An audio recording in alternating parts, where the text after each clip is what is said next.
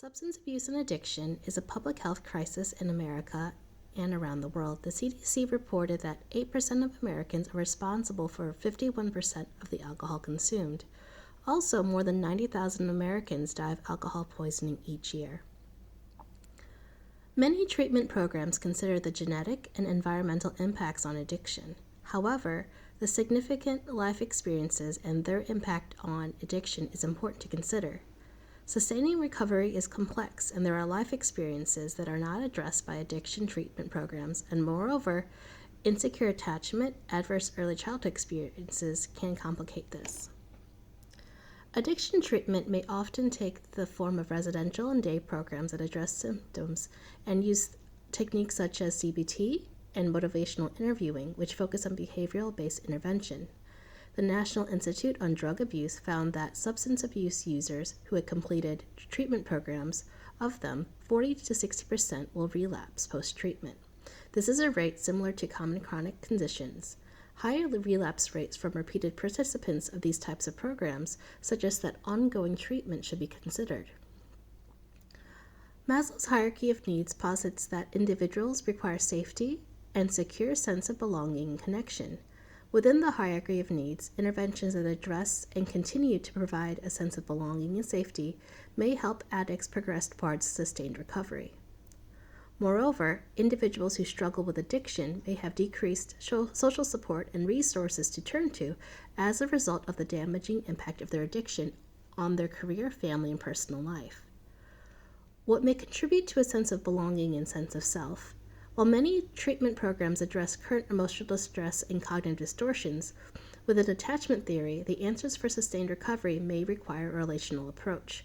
One such relational theory is Dr. John Bowlby's theory of attachment, which posits that children seek connection and security from the caregiver. Through this relationship, the internal working model allows infants and children to develop an attachment bond by how the caregiver responds to the needs. Moreover, this relationship will become the foundation that will significantly predict how the individual will see themselves and engage developed relationships throughout childhood, adolescence, and adulthood. Those with insecure attachments may struggle with self-regulation and sense of self. Research has found that those with a fear-avoidant attachment style is linked with addiction.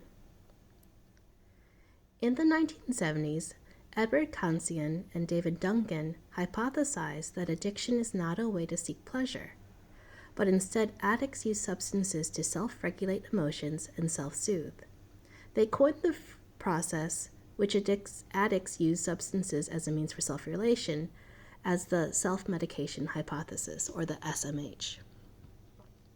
Later, building upon the SMH, or the self-medication hypothesis, Hoffler and Koyman purported that addiction may be a symptom of attachment disorder, and that addicts turn to substances as a substitute for secure attachment.